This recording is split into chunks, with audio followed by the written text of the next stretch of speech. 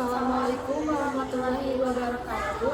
Saya Alisa Dwi Septiani. Saya Aulia Sujarto. Di sini kami akan mempresentasikan hasil makalah yang telah kami buat untuk memenuhi tugas bahasa Indonesia, yaitu Ibu Nining Ratnaningsih. Yang pertama ada bab 1 pendahuluan.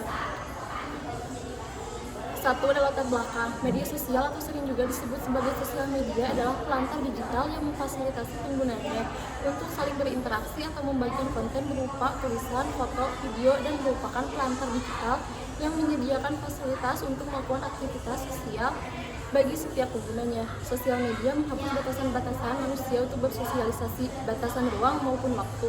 Dengan media sosial ini manusia dimungkinkan untuk berkomunikasi satu sama lain dimanapun mereka berada dan kapanpun, tidak peduli siang ataupun malam. Sosial media memiliki dampak besar pada kehidupan kita saat ini. Orang yang pintar dapat memanfaatkan media sosial ini untuk mempermudah hidupnya, mempermudah dia belajar atau mencari kerja dan mencari informasi atau lain-lain. Media sosial itu sebaiknya memang dikenal anak pada usia minimal 13 tahun. Namun ketika pada kenyataannya anak di bawah usia 13 tahun sudah mengenal media sosial. Harus dalam pengawasan atau pendampingan orang tua. Salah satu risiko penggunaan media sosial yang paling buruk adalah sosialisasi. Seorang anak akan lebih senang dengan teman online-nya dibanding melakukan sosialisasi secara langsung dengan teman realnya. Sehingga sosialisasi anak tidak berkembang karena mereka fokus dengan teman online-nya. Jika melihat keadaan hari ini, tidak sedikit dari anak-anak yang sudah menggunakan berbagai platform media sosial dan tentunya tanpa pengawasan dari orang tua. Media sosial telah memberi dampak yang besar yang harus menjadi perhatian bagi orang dewasa. Media sosial dapat dilihat dari beberapa aspek, yaitu tata bahasa anak, seperti cara berkomunikasi baik dengan orang tua, teman, guru, ataupun masyarakat lingkungan sekitar. Adapun pengaruh gadget terhadap kesehatan seperti mata dan gelombang radiasi yang sangat berbahaya bagi anak-anak. Tentu anak akan meniru apa yang telah dia lihat sehari-hari dan hal itu mempengaruhi pola pikirnya. Adapun yang lebih mengkhawatirkan yaitu krisisnya generasi muda yang memiliki tata bahasa yang baik dalam berkomunikasi karena pengaruh media sosial terhadap lingkup kehidupan. Perlu disadari bersama untuk mengatasi masalah tersebut, kita dapat mencegahnya mulai hari ini dengan memberikan edukasi terhadap anak-anak tentang media sosial dan memberikan batasan penggunaannya, serta sebagai orang tua memberi perhatian lebih terhadap anak agar anak tidak merasa terabaikan dengan media digital tersebut. Yang kedua, ada rumusan masalah. Berdasarkan latar belakang di atas, maka rumusan masalah yang akan dibahas di dalam makalah tentang dampak penggunaan media sosial terhadap anak di bawah umur di lingkungan sekolah dan masyarakat ini adalah: 1. Mengapa media sosial berdampak buruk terhadap anak di bawah umur? Kedua, apa pengaruh media sosial terhadap sikap dan perilaku anak di lingkungan masyarakat? Yang ketiga, bagaimana dampak media sosial terhadap perilaku anak di sekolah? Yang ketiga, ada tujuan. Adapun tujuan dalam penulisan makalah tentang dampak media sosial terhadap anak di bawah umur di lingkungan sekolah dan masyarakat ini adalah: 1. Untuk mengetahui apakah media sosial mempunyai dampak terhadap pola pikir dan perilakunya terhadap anak di bawah umur.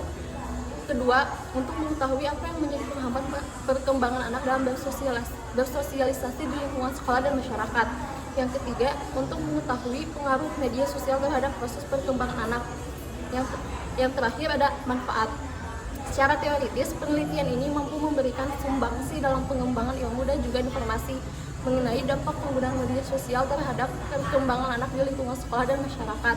Penelitian ini juga diharapkan dapat memberikan informasi baru dan penting bagi masyarakat, terutama orang tua, mengenai dampak penggunaan media sosial. Lalu yang kedua ada pembahasan dampak penggunaan media sosial. Media sosial adalah media yang memudahkan seseorang untuk bersosialisasi di jejaring internet. Media sosial merupakan suatu rancangan web internet yang dapat menyambung pada aliran media dengan memberikan informasi terkait komunikasi yang jelas.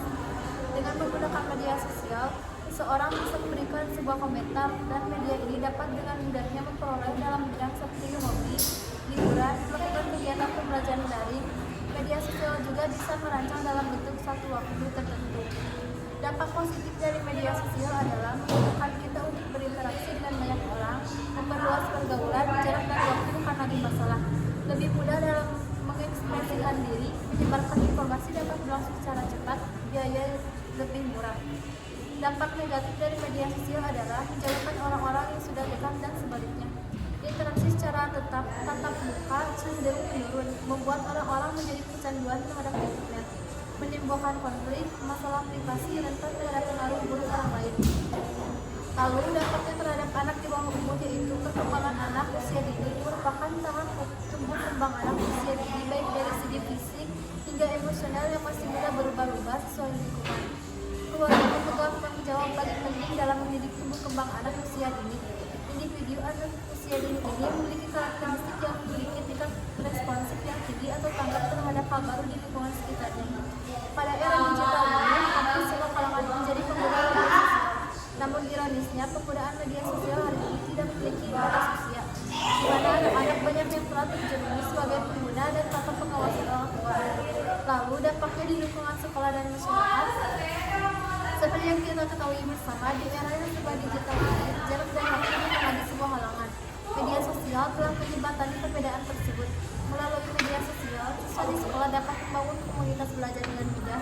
Hal ini tentunya dapat meningkatkan keterampilan dan kemampuan siswa tanpa khawatir akan perbedaan jarak dan waktu. Tetapi pada kenyataannya, siswa akan dengan mudah teralih pada hal lain selain belajar. Selain itu, media sosial juga akan mempengaruhi interaksi sosial para pelajar di dunia nyata. Mereka akan sibuk dengan handphone dan media sosial masing-masing, serta tidak memperhatikan lingkungan sekitar.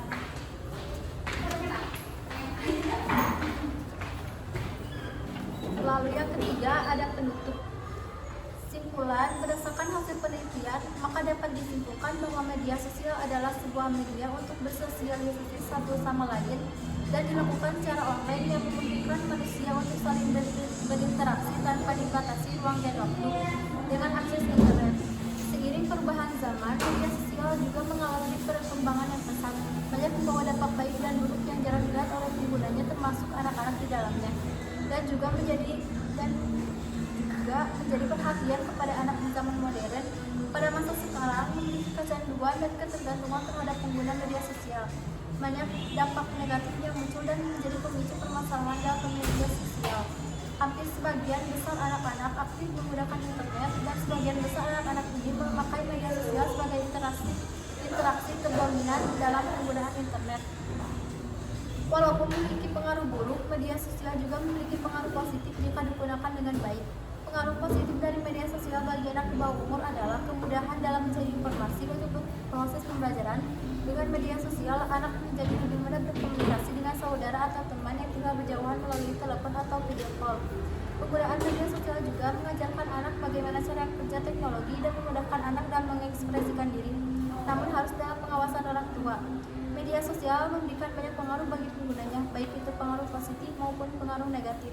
Untuk itu, kita harus bijak dalam bermedia sosial, terutama bagi anak-anak di bawah umur. Gunakanlah media sosial sesuai kebutuhan dan untuk hal yang bermanfaat. Para orang tua bisa membatasi pemakaian dalam akses penggunaan media sosial bagi anak-anak agar tumbuh kembangnya tetap optimal. Lalu yang ketiga, ada saran. Berdasarkan hasil penelitian dan pembahasan yang telah diuraikan pada web sebelumnya, maka saran yang diberikan adalah untuk anak di bawah umur, bagi anak di bawah umur harus mengembangkan konsep diri yang positif untuk bisa mengurangi dampak dari penggunaan media sosial dengan cara menjaga hubungan baik dengan lingkungan sekitar.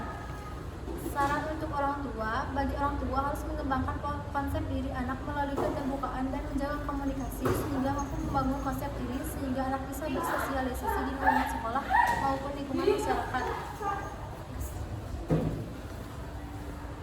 Cukup sekian hasil presentasi yang telah kami buat. Mohon maaf bila ada kesalahan. Kami, Raisa, Saya Aulia. pamit undur diri. Wassalamualaikum warahmatullahi wabarakatuh.